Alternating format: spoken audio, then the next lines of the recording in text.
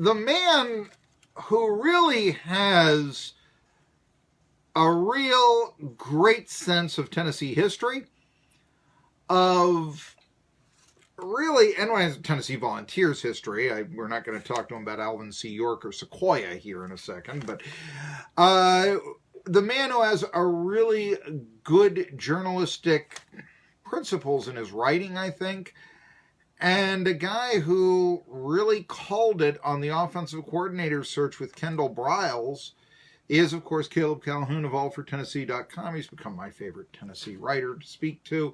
He also is a Maryland grad and really knows the Terps.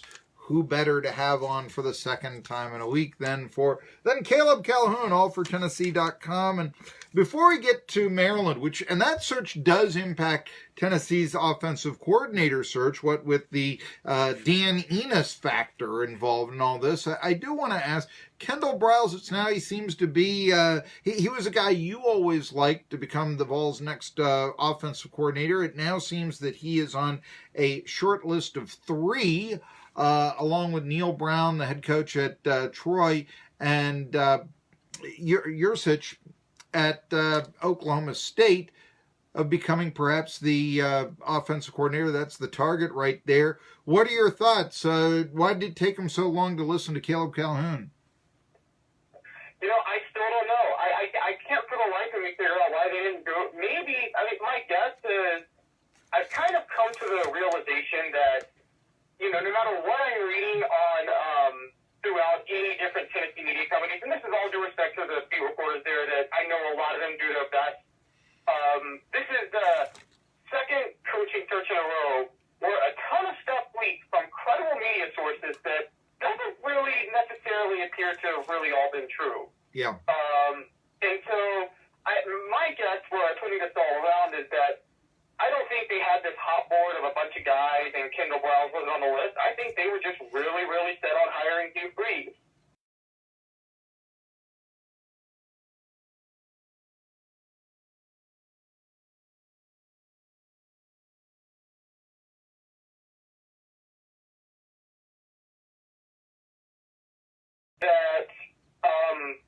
That we didn't really hear any leaks about Kendall Briles. Because we heard for a while that Will Friend was in contention, but then we hear that they're not going to promote from within. So I've kind of come around to I need like 3 or 4 different sources now in East Tennessee or Tennessee-related media before I can confirm any rumor is true. Well, I agree with you, Caleb Calhoun.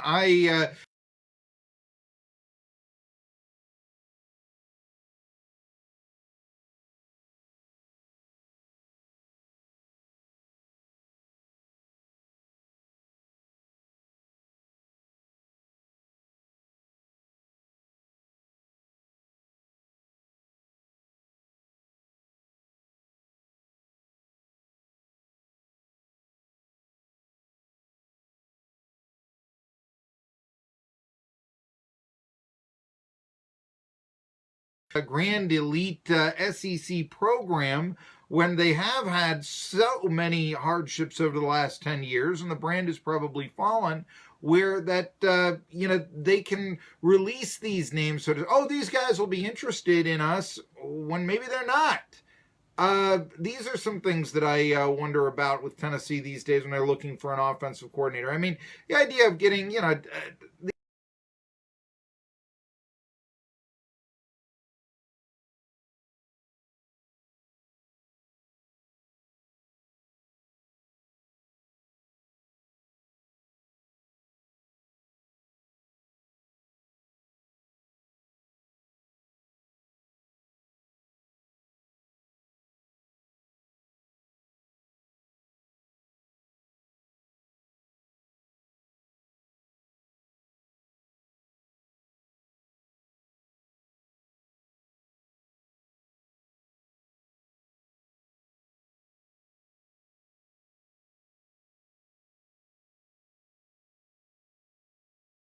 the same would happen when you consider what happened at Baylor during his tenure there. Do you think that Briles is quote-unquote clean enough to get the job at Tennessee?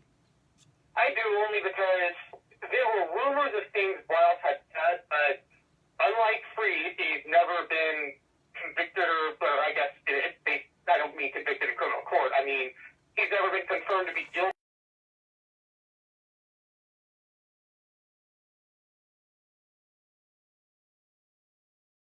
I read online here there was a suit filed where it had alleged, and I wrote about this on my monologue and Medium and all this, and I want to say this. It was reported Matthew DeFrank, South Florida Sun Sentinel, okay? According to a lawsuit that was filed about 23 months ago, where, let's see, alleging gang rape by Baylor football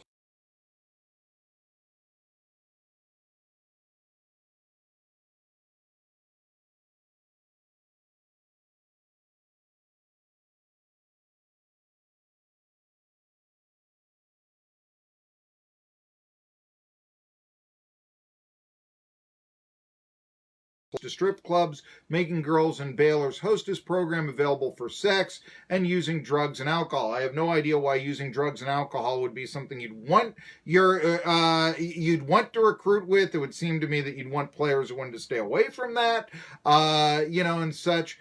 The lawsuit, the accuser, called Elizabeth Doe, is said to be aware of 52 acts of rape, including 5 gang rapes.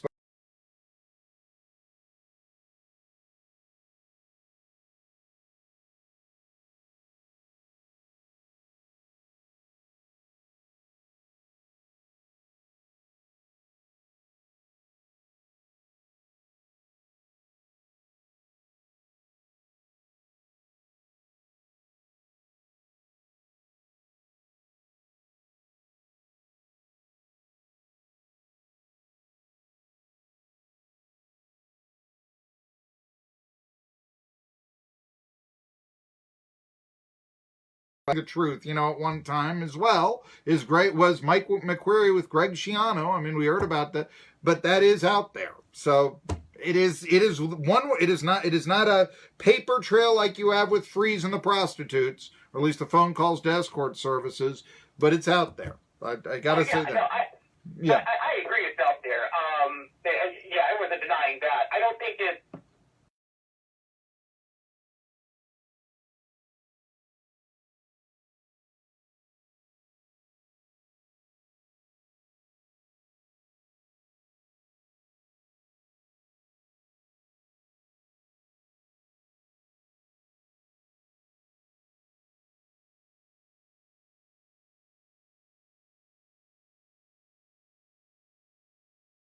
I wasn't denying that Kendall Brown does have a little bit of baggage with him, but we also know that it's nowhere near as bad as the Hugh Freeze baggage, and so I think, and he's bounced around for coordinator jobs since then, and honestly, unlike Schiano at Ohio State, if we're doing the comparison there, he actually looks pretty good as a coordinator. Yeah, and I see the.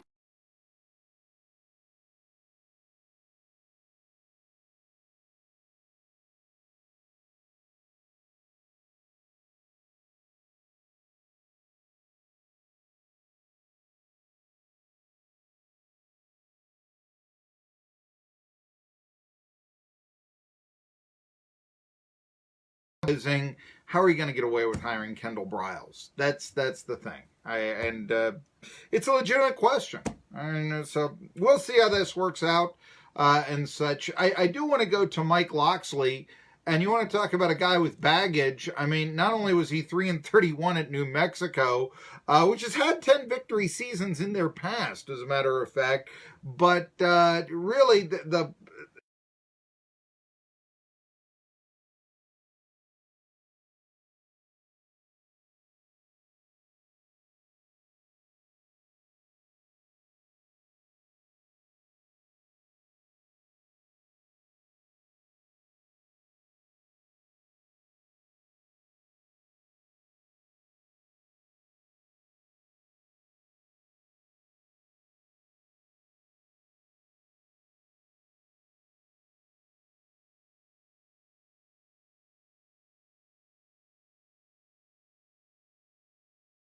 True reason.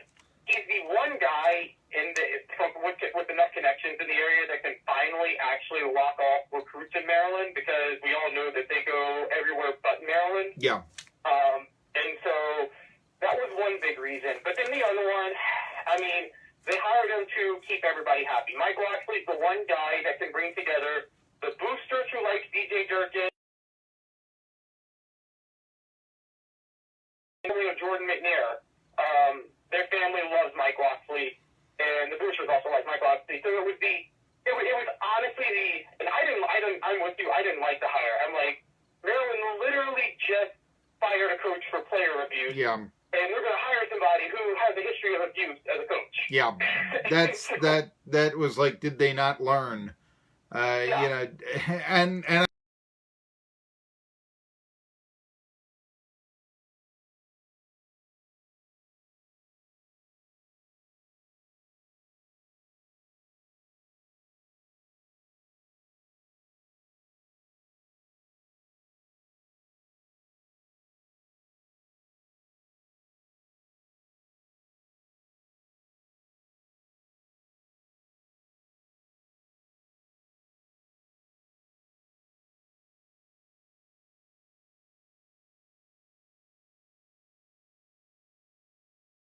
My only guess is, and I really do genuinely like Matt Canada. I saw what he did at Maryland this year. Matt Canada doesn't. I think Jerry Pruitt wants a little more of a, I guess you could say, simplified pro style in his offense. I'm not saying that's right, but we know that's how Matt Canada clashed with Ed Orgeron. And Matt Canada does base his offense a lot around more trickery and misdirection.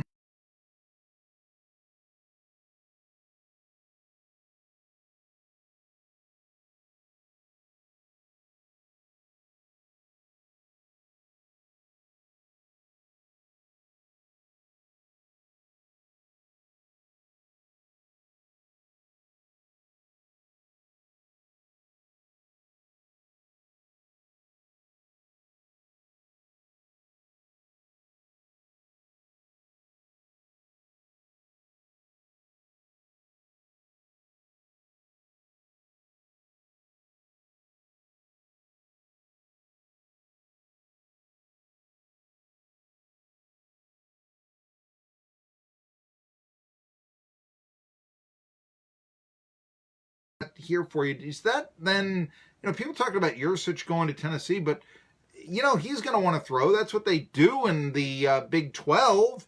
Do you then see Yurcich coming to Tennessee? Do you think that could be prohibitive from him becoming the Vols' next offensive coordinator? I don't know if he would turn it down, but I mean,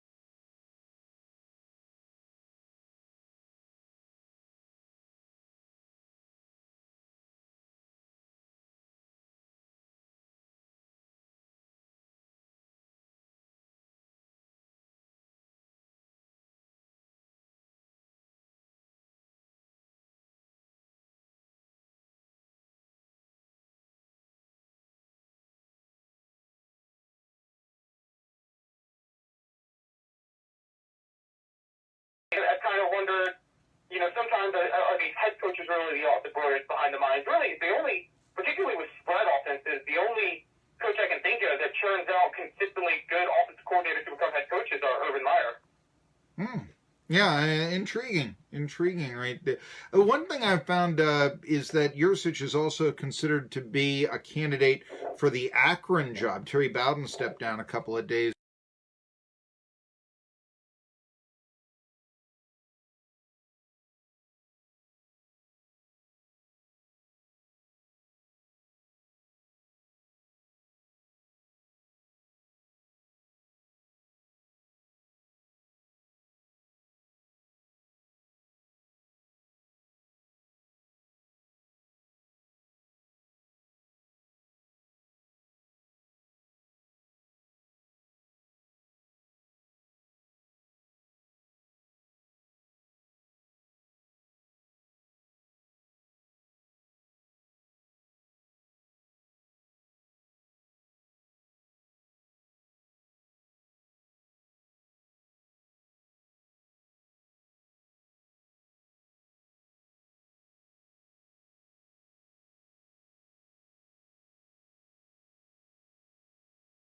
football stadium they have there, they could win more and all this.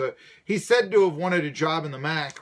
Possibly. It's just that I think Tennessee could pay him more if it came down to that than what Akron and could. Also, there's the fact that you're right, Akron does it is in kind of a talent-rich area, and I know this, when you're coaching at those smaller schools and talent-rich areas, if you believe in yourself as a head coach, I mean, really all you have to do is be better than the other coaches that evaluating the high.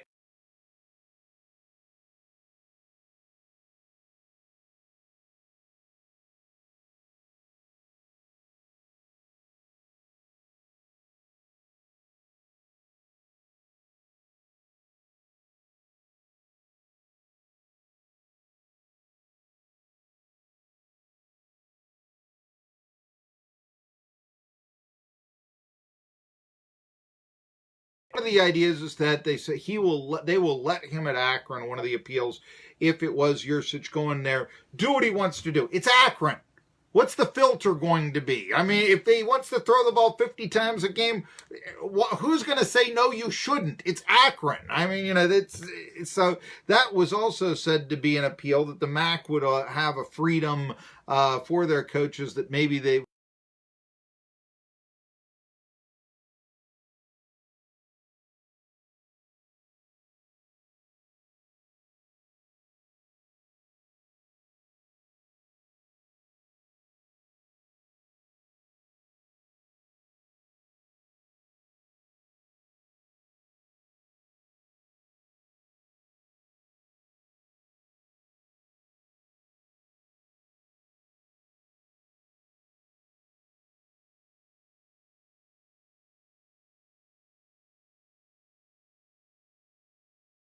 Now, whether that means they can spend more money, because I don't think Akron has any money, than the Vols, if it came down to that, if that's the guy they want, probably not. But it's just something to consider right there. Neil Brown. Now, this is an interesting guy because he's done some nice things down at Troy. They've won 30 games the last 3 years. Scott Satterfield, who just got the job at Louisville,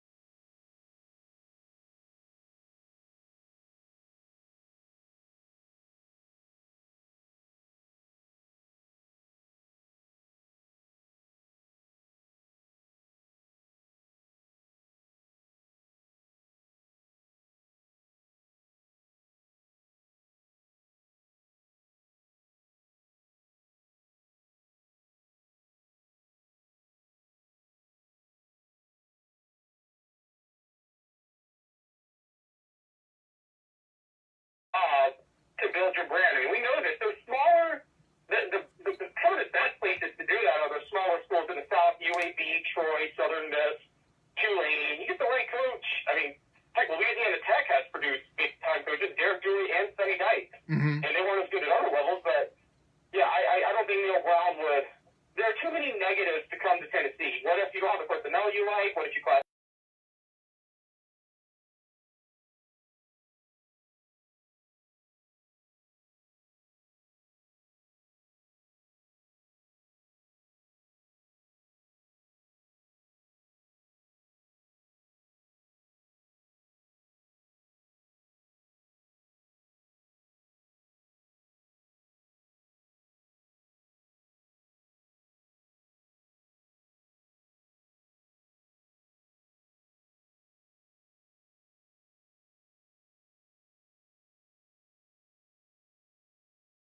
TSU history, the worst loss they ever suffered, even worse than the Tennessee loss this year, was to Louisiana Tech back in 1992. So, they champion around here the victory against Terry Bradshaw, Caleb Calhoun of allfortennessee.com. But when push comes to shove, they went in the left lane after that game. ETSU didn't. They were winless 2 years after that. So I've always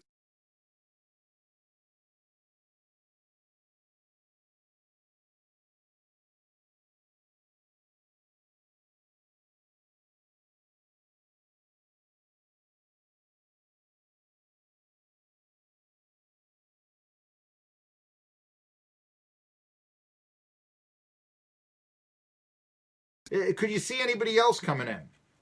Well, I wrote an article about this yesterday, and it is way out of left field, and I doubt they'll do it. But I still say to this day that the mistake that did Fulmer in was not promoting Trooper Taylor to offensive coordinator in 2008. Because then he left, and that's when Fulmer went for Dave Clawson. And Trooper Taylor was, if you look at his track record when he was at Tennessee, he restored the running backs, the rushing attack when he became running backs coach. He became running backs coach and produced 2,000-yard rushers in a season. And then he became receivers coach and produced a record-setting receiver in Robert Meacham. And then he went to Oklahoma State, and he was only there for a year because it turned out he didn't get what he thought he was going to get out of it. But his first year there was the first year Mike Gundy produced a top 25 team at Oklahoma State, and he was the co-offensive coordinator there. Then he went to Auburn, and he helped Auburn, while coaching receivers, to build a national championship team. Now, yes, I know it was mainly about Cam Newton. But, I mean, I'm just looking at a guy like him, and I'm like, he's paid his dues for a long time. He's been at Tennessee before. He is familiar with Fulmer. And so, if they wanted to take a risk, I'd say, why not him? Well, the only thing I could say is because he's a defensive backs coach at Arkansas State, so his brand has gone down. Now, if there's one place that would hire him, yeah, it would be Tennessee. I'd give you that. By the way, your article on allfortennessee.com, a lot of people are expressing that sentiment, so you've got some influence because I've got on social media, people saying the exact same thing. Hey, why didn't he take Trooper Taylor instead of Dave Clawson? That sort of. I would point this out, though. Taylor is the defensive backs coach and assistant head coach at Arkansas State. Clawson is taking Wake Forest now to their third straight bowl. So say what you will. I'm not. I actually think Clawson's a better coach than Trooper Taylor overall. The problem with the Clawson hire was Fulmer was already on thin ice, and Clawson is the type of scheme that takes about 3 years to pick up. Look at everywhere he's been. People. The offense has been horrible first 3 years he's there, and. So I would agree with you on that. And had Tennessee stuck it out with Fulmer and Clawson, they actually would have been rolling again. Let's not forget that they had Bryce Petty and Todd Boyd committed 2 years later, before Fulmer was fired. I know that the recruiting was down Fulmer's last year, but no, hey, it was down to 35th overall. But then again, recruiting rankings, what can you say about them? It's like, hey, Florida State is picked to finish third in the country this year. Oh, really? Yeah, and a lot of that was due to I remember 2007, Tennessee wins the East, but they start the year 1-2 after 59-20 loss to Florida, and that's when all the rumblings got really loud about Fulmer being fired. ESPN was doing exposés every other day, it seemed like, on whether or not Fulmer had lost it, and I think that had a huge role in the 2008 recruiting class collapsing the way it did. I'm up against it here, but I got to ask the one last question. Tennessee and top-ranked Gonzaga. That's going to be a big one on Sunday. Who do you foresee? What do you foresee the Vols' chances of knocking off the top-ranked Bulldogs being? If Lamonte Turner is fully healthy, which we still don't know, I do think they have a good chance because, that gives the Vols a collection of shooters on the outside, and I think, Gonzaga's going to run that zone, and they're going to stick to it. And so it's just going to depend on whether or not the Vols are having a good shooting day. We've seen them be upset number one teams before just because they got red hot shooting the ball, most notably Kansas in 2010 when just everything was falling for them.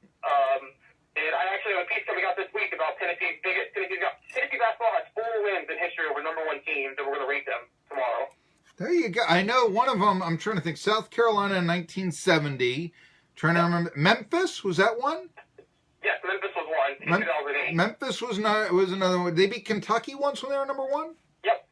Yep, you nailed all 4. I didn't have the years of Memphis and Kentucky, but yeah, I do know the victory against Frank McGuire's South Carolina team back in the day. Before they were in the SEC, they were in the ACC back then, is legendary. That's, Ray might be one of Ray Mears, it is one of Ray Mears' signature victories, but regardless. Anyway, he's Caleb Calhoun. I think he's one of Tennessee's signature reporters. Read him at allfortennessee.com.